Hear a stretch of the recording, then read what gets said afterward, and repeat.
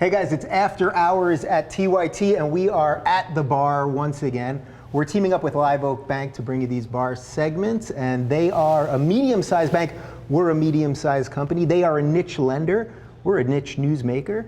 And we've got our man Michael Carpenter behind the bar. He actually built this bar, but that's a story for another day. So we're going to taste some wine and then we're going to talk some current events. So Michael, take it away. You guys are dying for wine today. We are dying for wine. Jimmy is freaking out. The man wants something Got to the real drink. delirium tremens over here. I'll pour the lady first. Thank you. Today, I've brought out a killer Pinot Noir. Oh, I like Pinot Noir. You're gonna love this one. This is from the Sonoma Coast. It is called Vivier. And Stéphane Vivier is the winemaker here. He's a Frenchman, married an American, and makes a very small production Pinot. This is honestly drinking like a $50 Pinot value for 29 bucks. Whoa. And I'm gonna do a special little percentage promotion for the young Turks at the end of this. So if you sit through it, you'll get the Links will code. be in the description. That's Links will right. be there. Now, I know we went through this last time, but for the amateur that knows nothing about getting a little Jake air. asked about this. You want to do a little swirl? Break us down again, would you? Save yourself. Put your hand on top of the glass. Do circles. Very simple. If you start winging it around, you and your date are going to get carried so pissed. like a scene out of Carrie on you. And So this there you gets, go. This gets oxygen into the, It gets and it oxygen releases into the wine. flavor, right? It's going to help a lot. It makes everything smells a little bit better. You give things a stir, food, wine, and then when you smell it, you can really pick up a lot more of the flavors after you've swirled it around a little bit. That is nice. That smells Oh, amazing. it does smell nice. And the glass makes a difference. This is a Burgundy glass. It's a Pinot Noir glass. Why does it make a difference? It's the shape of the glass. This has been going on for 7-8 generations in Austria with the Riedel family, and it makes a dramatic difference. If we grab some of the ones that we had from Champagne flute. well, champagne flute would be, you wouldn't even disaster. smell how red this would be. It would be, Right. but champagne, and this actually champagne is great in this. But you know, imagine drinking champagne out of a coffee mug, Oh. or College. coffee out of a champagne flute. You'd burn Yeah. your throat. Right. It's not made for it. So the shape of the bowl just makes a big difference on a lighter wine like Pinot Noir. But this is really a great one. So let's just get a taste and get started. Cheers to you guys. Cheers. After Thank dark. you. There we go.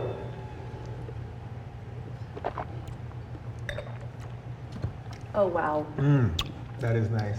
Very balanced, very well put together. Beautiful wine, great value. Wow, that is really nice.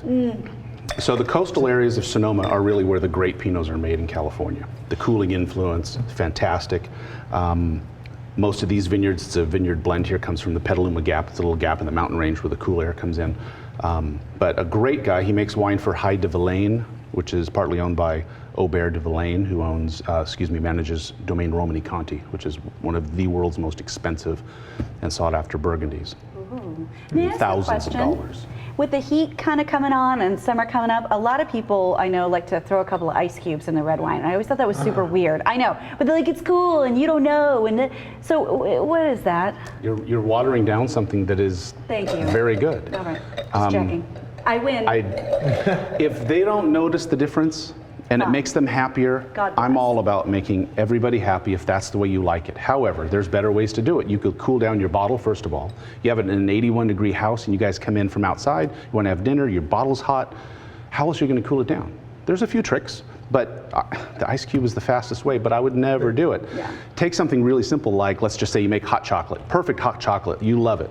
What if you poured like 50% more water in it and just tried to drink it? I'd be super sad. You didn't think wouldn't the taste wine the guy same. was going to say, oh, yeah. Go for Put it, more ice ice in your the merrier. wine. Yeah, it's not good. So we're current events people around here. There was some big wine news this week about America and France. Yeah. Can you tell us a little bit about Kinda cool. what happened? The French have their panties up in a bunch?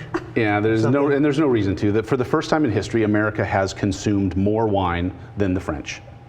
So we've surpassed them in total consumption of wine. And Oui, huh? And we're doing our part here. Oui. Go America. and more We're number one. And more weed than Jamaica. So We might catch up with them. Just in Denver. However, much like weed in Jamaica, there's a caveat here, which is that's total consumption. The amount sold and consumed here exceeded theirs. However, the per person consumption, the per capita, is not even close. They're 6 times more than us. They're like a bottle a week. Oh, really? The 1.2 Per bottles a capita. week. 1.2, yeah. Oh, So okay. per capita, it's not even close. And now, so in Jamaica, we could surpass them in volume, but I have a feeling that Yeah. they Wait, so would the somehow have a larger. The average person in France drinks 1.2 bottles per week? That's how the math works. Wow.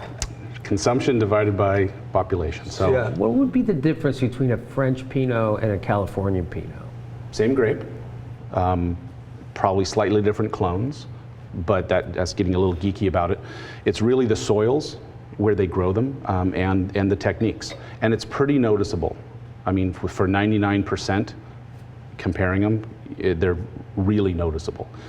Any novice could just smell two of them side by side and say, oh, I see a big difference. They may not know the difference, they may not appreciate the difference, but it's very noticeable. Which it's do very you different.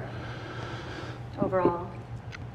If price didn't come into play, French all the way. Wow. But it's the difference of buying a new car used and having something like this, we're going to take this down to under $25. Amen. And it's delicious and it's great, and a person who grew up drinking Burgundies may not love it because it's a little too ripe.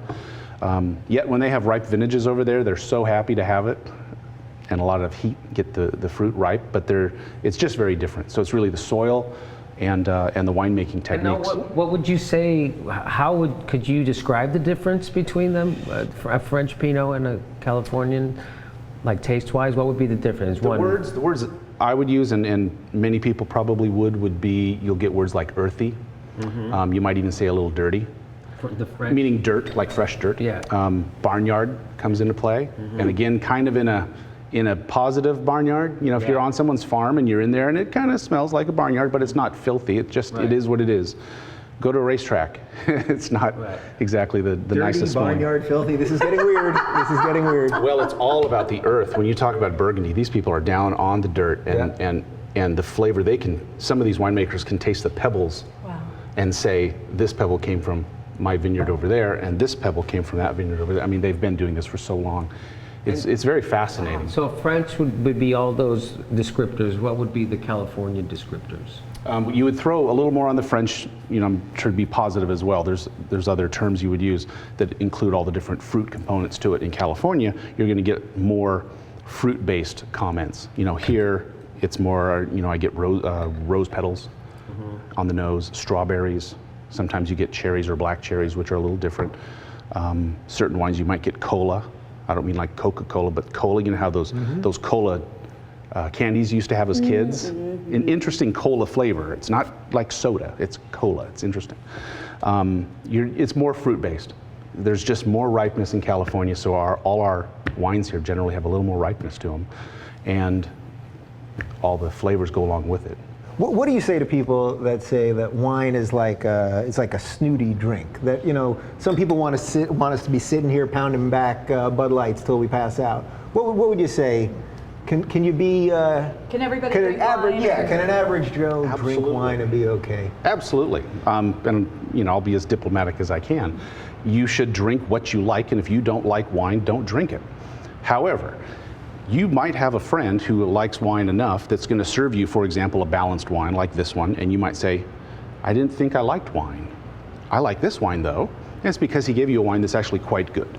I'm sure if you were served pretty below average beer or a steak or all sorts of other items, and then somebody gives you a very well-made one, you mentioned lobster before we started this thing. If you have a really crappy lobster, for the first time you've ever had lobster, Swear off lobster. he wasn't a lobster guy. Then he had a proper one, fresh, properly cooked, and he's like, holy cow, it changes my life.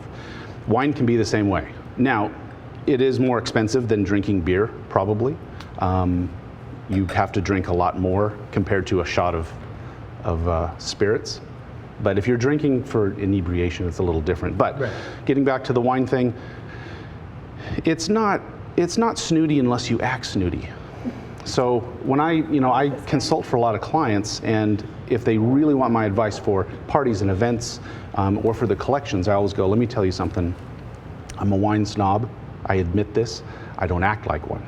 I never do. I want to serve you what you like, and if I don't really care for this, I'm happy that you're happy, and I will keep serving it to you. I may not sell it in my store because I want to sell wines that are just really good or overachievers. This is an overachiever. When we sold this in the store, people came in and tasted it blind. I would just give it to them and say, brought it in, what do you think? And they'd say, if this is less than $50, I'm excited. And I'm like, less than 50? Let me tell you, it's well under 30. We sold cases of it because generally you have to spend more money. Now it's very easy to find a lot of fun wines under 10 bucks, maybe even under $5, you know? They're out there, so I say drink what you like. Don't make it a snooty drink, but just make sure you like it. And the bottle, the pouch, the box. Whatever. What do you prefer? But I really don't. Not the box, not the box. Hey, Yeah, man, you can't, he's not he gonna- doesn't judge. He's not snooty. If it makes you happy, enjoy it. Yeah. Enjoy it. On that note, tell us where we can get this, where our fine folks can get this. So this one, if you go to redcollection.com, I have it on the website. It's $29. If you put in a promo code, Young Turks, Yep. 15% off. Nice. Pow. Pow. And the beauty of this is that most people all around the country will have not heard of this necessarily, probably won't find it. I mean, this is a micro production, and it's something that you can bring to somebody who is maybe a wine snob, and they would be impressed. And if you're not, you're still going to enjoy it. It's really a delicious wine, and I'm searching for a few that are going to be even lower priced. I'm trying to find some really crushing values for the Young Turk viewers, and we'll bring in some fun stuff. Cool. Well, on that note, thank you. We're going to continue getting our drink on. And Good to see you. yeah, thank you. And we're going to talk some current events. And what say you guys, we get some drunk on?